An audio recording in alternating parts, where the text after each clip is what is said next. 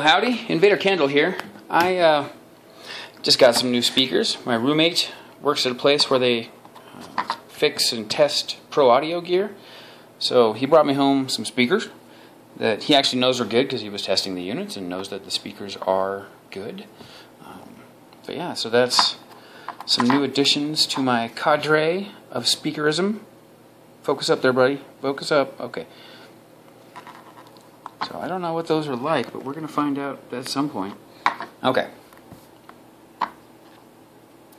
So I was thinking about what I'm going to use as a container for my current project. And as you can see, there's a few Newegg boxes in the house. Just a few. Okay, that's a lie. There's lots. So that's from a recent purchase. Newegg, Amazon, Newegg. And then raw boxes for stuff. That's one computer build. Amazon, Newegg, Amazon, raw case boxes. So I guess those are my PC building credentials, and believe me, that's about a third of what's otherwise around. Some of it's actually been cleaned up, but I do save them in case I need to pack or ship something. Also, for times like this, it turns out my pack rat gene can come in handy occasionally, so here we go.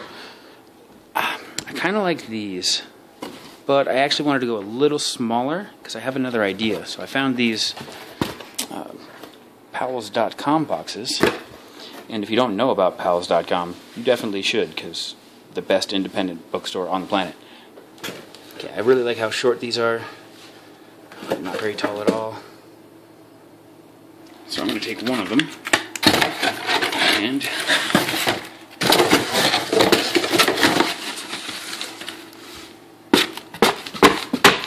shove it down into the other one and glue it all up so it'll be nice and stiff. So that's that idea. I'll have to cut some cardboard up, make sure it's going to work. I'll use some wood glue. That should probably just about do that one. It'll take some custom cutting and fitting because I don't want to split the outside box, but I do want something that's just going to be real stiff and take all that air pressure that I'm going to be creating. So much pressure weighing down on me. I think those are going to do well. It's a little work to get those magnificent. And what I'm going to do today is probably do some preliminary setup. I just want to hook everything up, preliminarily, and make sure it's going to work. So I need wire. Where's my wire? I know I've got some wire right over here. There's an old power supply. Oh, and there's a previous experiment. I tried apparently digital video signal is 100% digital, and you can't just splice HDMI cables together and get a splitter. You actually have to buy one that's made for it. Assholes. So I'm just going to grab some wire off of this bitch right here. Snippity snip. Let's snip you. Are you Catholic, power supply? Are you Catholic? I guess it don't matter now. Alright. So I've got wire. I've got solder. I've got soldering iron. I've got a couple of soldering irons. Too bad they both suck. Doesn't matter. It's all about skill. So to do some more stripping on these, I'll see about setting up my camera so that you can see what I'm doing. And I'll get to trying to connect some stuff up here so we can start making sure this is going to work. This is going to have enough power for everything here. And while we're at it, might as well test out some of these stuff my roommate brought home. Okay, I go now to solder for you, thank you. So, I'm really happy about one fact for my project build, and that is sarcasm, because that outlet, and skip the dishes, that outlet do not work. Just straight up do not work. I don't know why. I've played with the GFI, I've played with the circuit breaker box. No, I don't have control. Either that GFI over there is completely faulty, or it's actually wired wrong and my apartment's building is actually in charge of it. Who knows? Yeah, so I'm going to use the stovetop for soldering. It's actually really handy. You can get solder splashes on it all you want and not have to worry about it because it's made for hot stuff. Although vinyl is not. So that's my solder splash. Almost pretty, isn't it? Almost pretty. It's got a little cousin right over here. Alright, and yeah, that's just the standing of my vinyl up close. So we're going to use the stovetop for soldering, and I've got to figure out a way to get my camera positioned so that you can watch what I'm doing. So I think what I'm going to do, stick these in between my phone and its case. And yes, my camera is my phone. So professional. Which is why it's all wobbly and crunchy. So yeah, I'm just going to shove those in between it, kind of spread them out as far as I can, and then see if I can't somehow just shove those up in here somewhere and have that hanging out doing its thing, and we'll see if that works. Alright, so got some wires from that power supply, and thankfully they're colored already. So I'm going to use black as ground, or drain, however you want to call it, negative. And then I'll use the coloreds for the positive, and that'll help me keep my speakers straight, separated from each other. Also tell me if I'm plugged into the right connections. And there's one thing you should know, is that you do have to get your positives and negatives hooked up correctly, because if you have speakers not hooked up correctly, positive, negative, they're going to push opposite each other. So if you have these in an enclosure, essentially what they're doing is pushing against each other, however you want to call it, and they'll be canceling each other's waves out. So any of the sound that one is making, the other one's making the opposite, and then when those mix, they tend to cancel out, and you get a weird, muddy, like drowning sound. So we don't want that. We want to make sure that our connections are correct. So that's why we want to use colored wires and keep track of everything while we're doing it. And we'll just take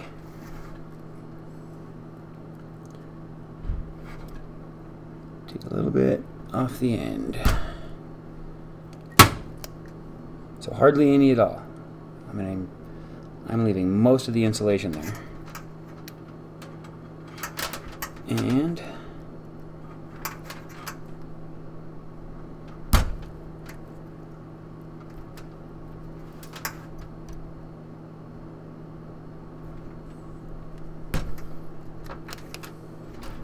got them stripped.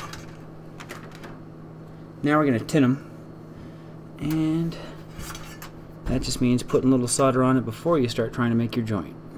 So if I can get this to sit still for me, the classic solder problem, which is why they sell third hands.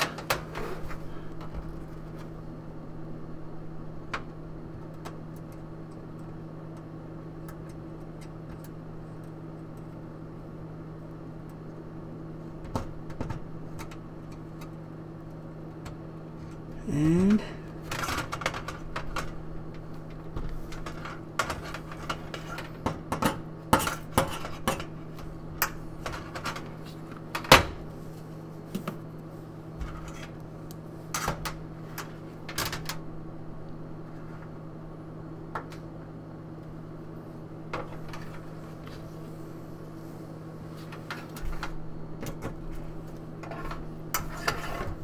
okay, now let's see if I can heat this up in a fashion to let the solder flow over it. This is a low temperature gun, so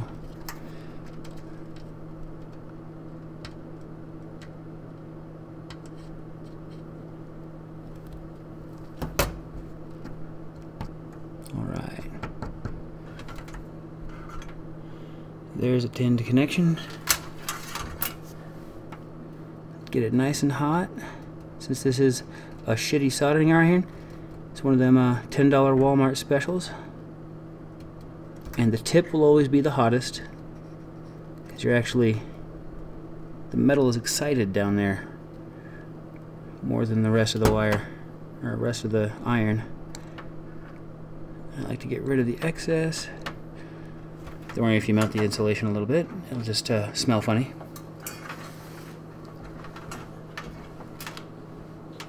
That's why it's nice to have a damp rag or steel wool or something like that where you can wipe off stuff. Okay, so that one's tinned. And we'll just keep going with the others until we're done.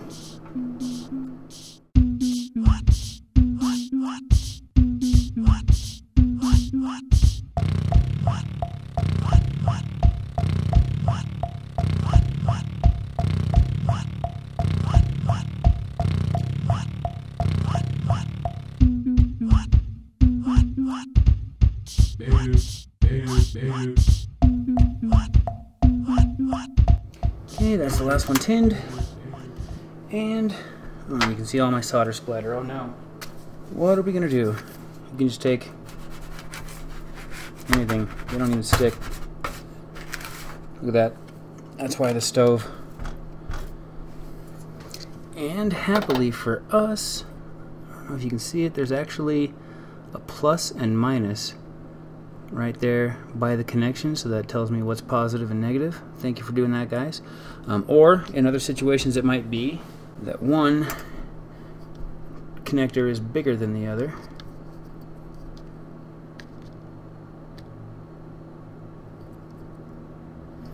Okay, so now that we've got those tinned, I'm going to do the same thing to these connections here. Just give them a little solder so that when we go to connect them, pretty much all we have to do is just melt the two together.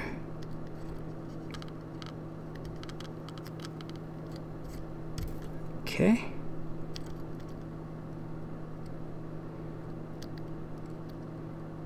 And if you have good speakers, you'll notice there's probably not any plastic around here. Like in these guys' case, there's it's metal and paper. And paper can take a hell of a lot higher temperatures than plastic can. Okay, so that's done there.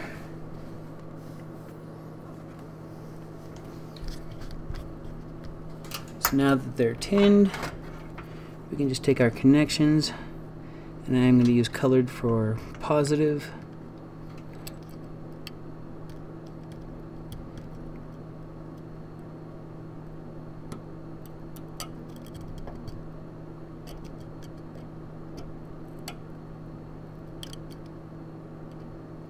There it is. You can usually see the solder change color a little bit, or if you have really shiny stuff, you can see it start to move at the edges.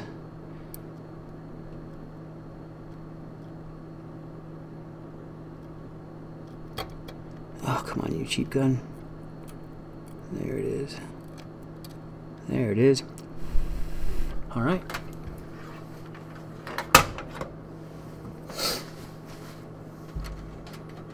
So that's soldered.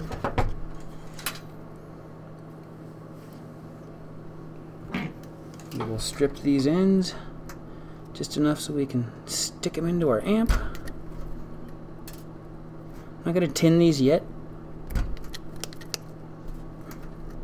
just because that'll add extra fatness for me to try to get into those connection ports. And I'll do that for the other guys as well.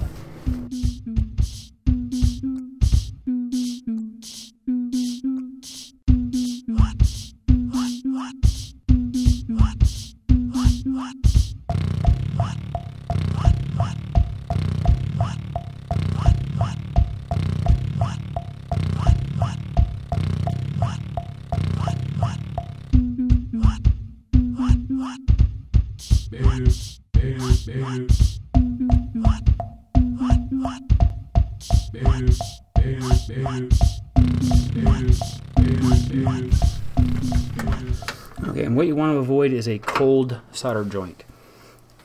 What a cold solder joint is essentially, imagine wax dripping off a candle, and if you pour the wax out and it cools and then you pour more wax on top of it, they'll actually not melt together. They'll be two separate layers, and you can pop them apart and they're not melted together. And that's the same thing that a cold solder joint is. If you don't get it hot enough and get that all to flow together, then you can get, basically it'll look like it's melted together, but it just changed shape and it still has a barrier between them. So you really want to get things hot, but you also want to make sure that you're not getting them so hot that stuff around them melts. And that's less of an issue when you have a good soldering iron, because they get nice and hot. That means they melt everything very quickly and don't transfer that heat out to the other things. So the lower your skill level, the better your soldering iron should be. Okay. Let's see if I can be nice to him. Okay. Then come from the other side. I'm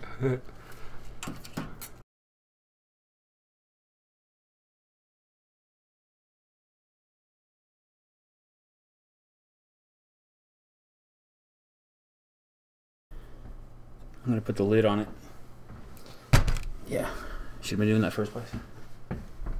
Yeah, I should keep the lid on it so that way I'm protecting the speaker face. Maybe this will give you a little better angle.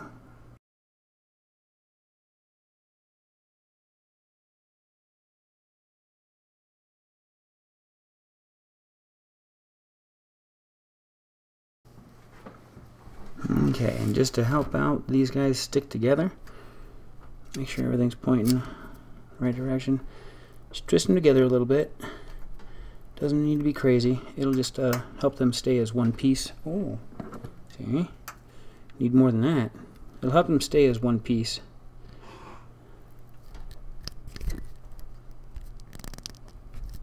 And that's okay if it's all free like that. At least I know they're going to be stuck together now.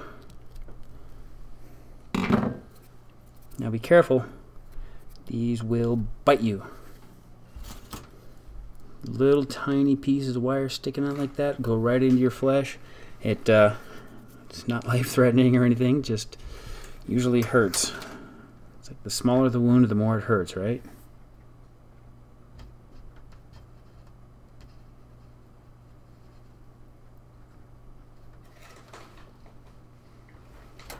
Now if it doesn't take it, just keep going. Because it might be melting on top and not sticking to the metal because it's not getting fluxed. Yeah. The metal does need to have some flux to help that solder stick. It's just a little chemical reaction thing. And it is built into the solder. Unless you're doing plumbing, it's actually what they call rosin core. It just means the flux is on the inside. But sometimes it makes it a little tricky because the solder wants to melt before the wire is hot enough to accept it. And in that case, I just let the liquid solder flow over the, or spill, you know, over the wires, and that'll actually help get it hot enough. But sometimes at that point, the flux is burned from the solder that's actually warmed it, so you have to just keep giving it more until you get some that's actually in the wire. Okay.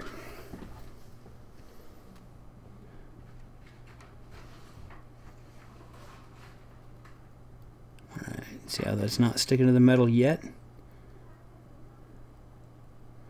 just going to keep shoving solder in there. Oh my god, see, look at that. Ridiculousness.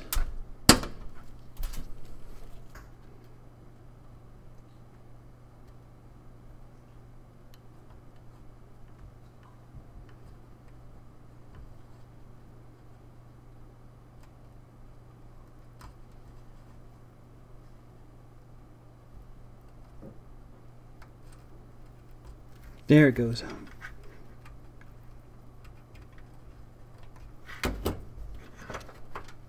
Just get rid of the excess.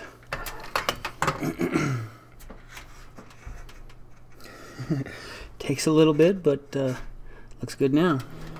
So we're just going to come in here and stick our pre-made ends to our speaker here.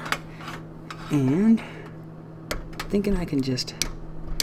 the magnet is going to be my downfall.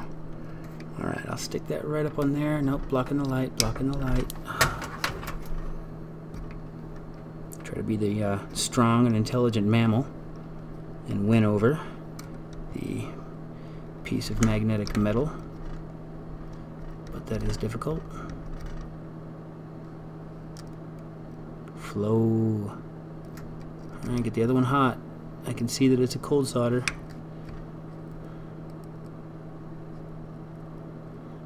There it goes.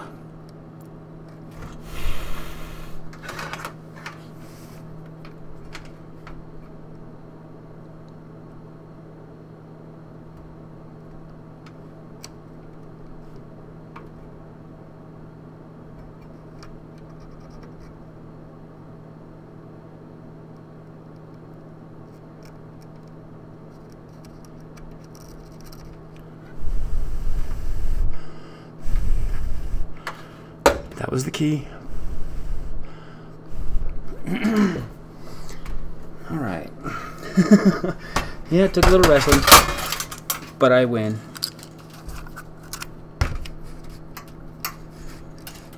Alright, so that one's hooked up. My other little guys are hooked up. Okay, so I'll grab that. I've actually got little screw heads in there, so I just got my little flathead screwdriver.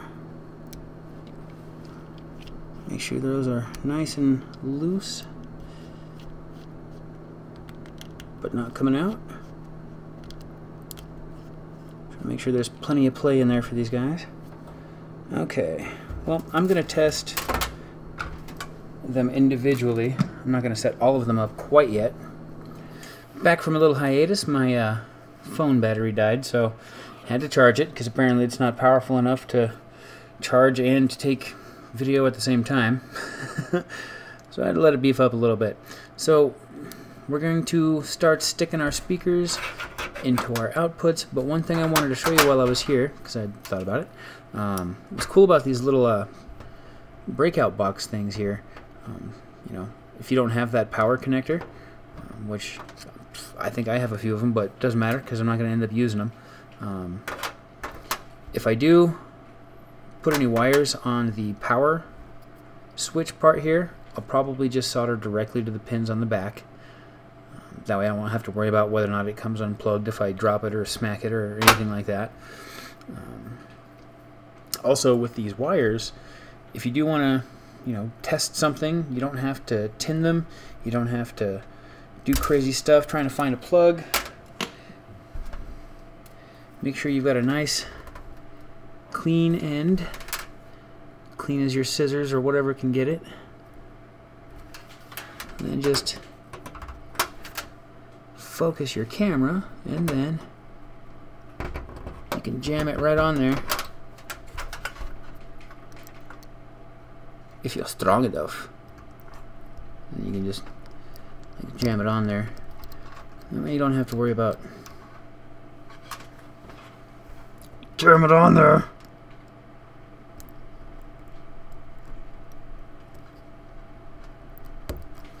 Okay. So you could do that if you needed to just plug something in and test it. Just make sure you got a decent end and shove it down on your lead.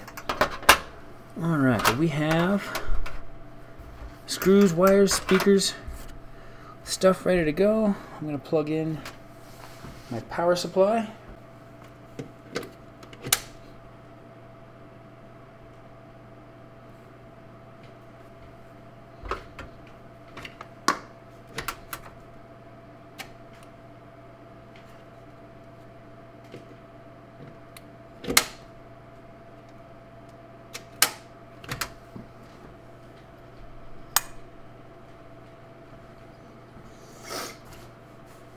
Oh, that was an adventure. I just tripped the power GFI on my wall. I apparently didn't like that adapter and all the other things I have plugged into it at the same time. I had my soldering iron, my laptop, this light, and a bunch of things all plugged in right next to each other, and apparently it just pooped itself and needed to go to sleep. So we're ready to shove some of this stuff in holes. So yeah, positive, negative. I want to make sure I had my positives and negatives correct, because those are absolutely important. And diagram shows me that, yeah, diagram shows me that the one out there is positive. So I'm going to go for that first. Sticking the wire in, and then I'll screw it down.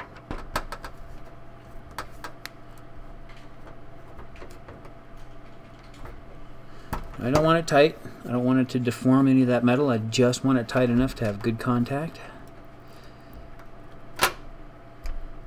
Fix any little freebies.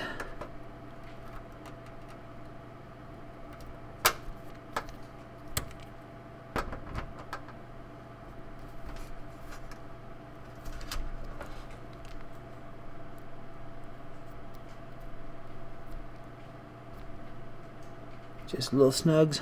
I see one fray, but we're okay. And I've got my little MP3 player. Absolutely love this thing. It's my little guy. Sansa clip. I love these. Made by SanDisk. And they actually have really good little sound processors in them for being inexpensive. So I'll just plug that guy in there. Make sure I've got some music going. I do.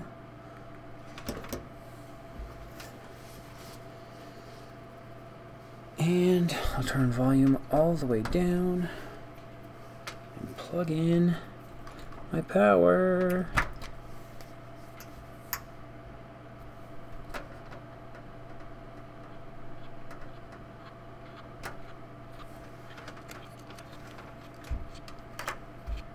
That doesn't look good.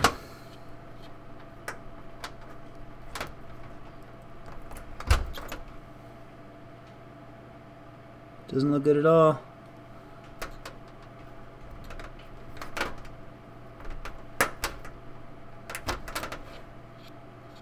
What is that?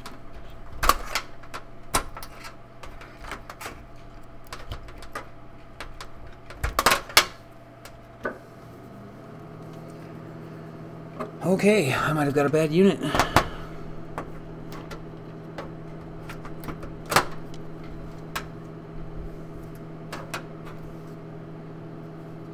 Just taking it one step at a time. It's pulsing. But I don't know if that's power supply or the unit. I'm just going to take out that jumper. And then bridge it with something else. Okay.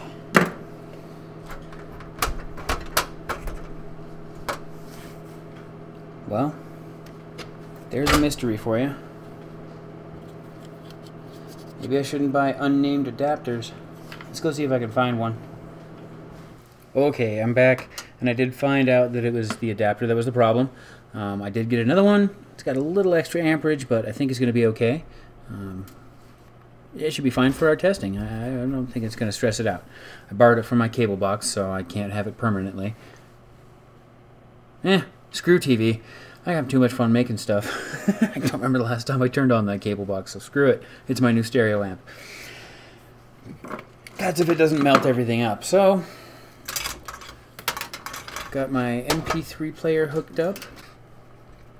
Got that plugged in, playing at a decent volume. I don't want to run it up too high, just so I can avoid distortion. I just want to see that the sound's going to come out. For now, we'll unplug and start screwing in our speakers. Okay. So that's both of our left-right speakers. There goes the phone, fridge.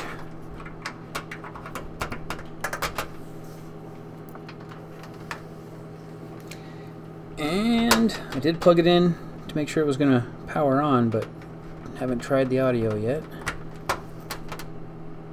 Constant light. I hear stuff.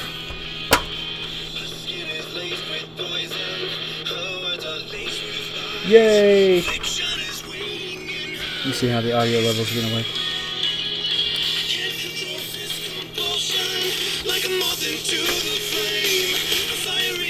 Stick them up to the microphone.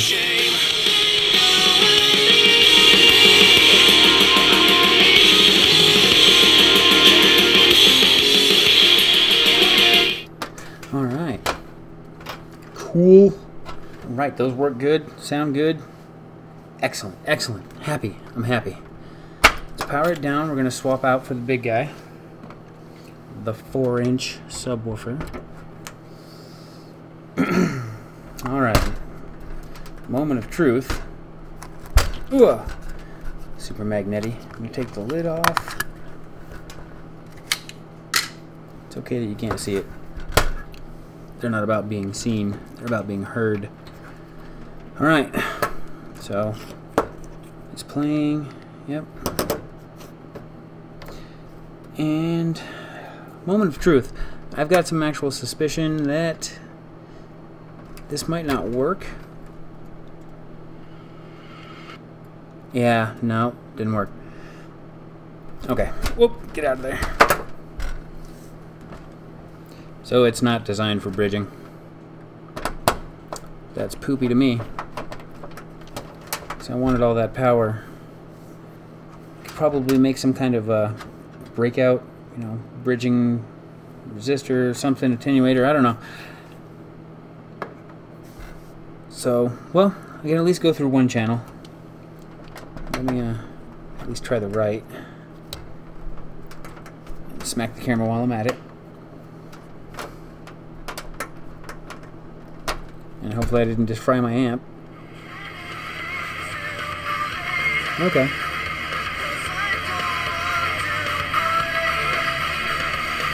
And that's okay. Let's just crank this up. I'm going to turn the volume up on my player almost all the way.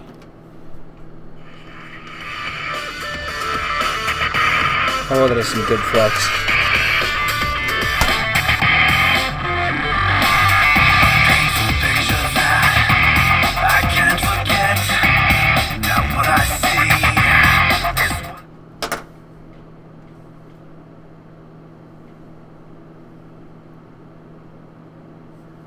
Okay, trying to get it focused on the center because it's gonna flex.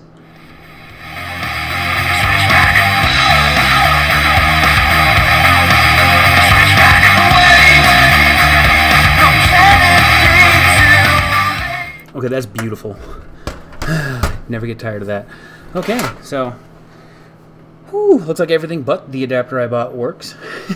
So if you go back to my parts list, go ahead and scratch that off and pay a little more for one that has a name and maybe a place you can return it to if it's broken. But point is, I'm only out a few bucks, so not a big deal. Yeah, so all the speakers work. I just can't bridge all those 20 watts there, but doesn't sound like that's going to be a problem. All right, now I'm going to try multi-speaker hookup, just to be sure everything's going to flow okay. I'm going to have all of them plugged in at the same time. All right, let's plug in and see how these set sound.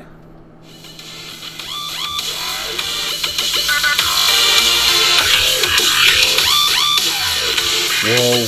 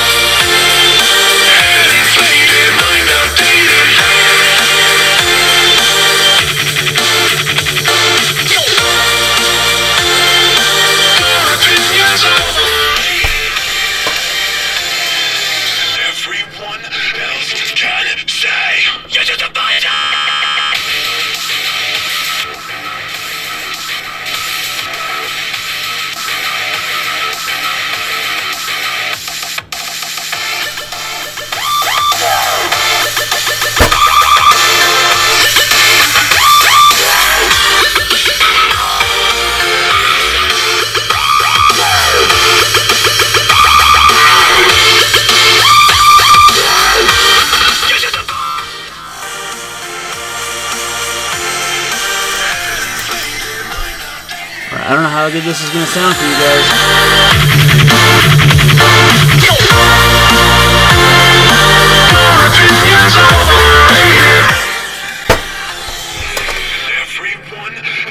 Okay.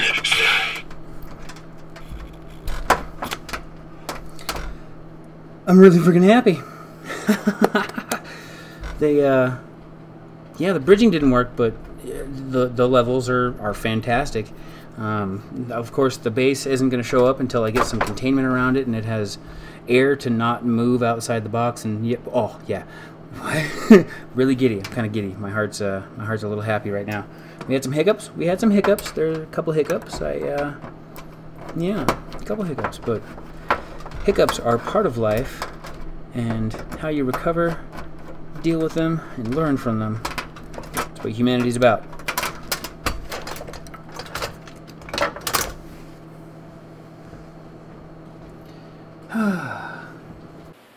Well, here's a last look at the mess. Thanks for following along with me, guys.